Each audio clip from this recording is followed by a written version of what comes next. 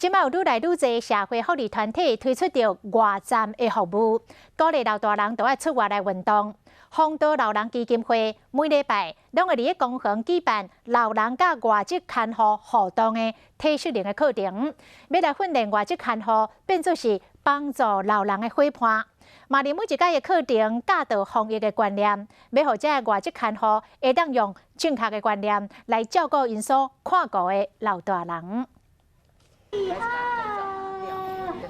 需要放松的，唔那是身躯尔，要因为疫情郁出真久的心情。也是会很紧张啊，对啊，你是要出来是要戴口罩。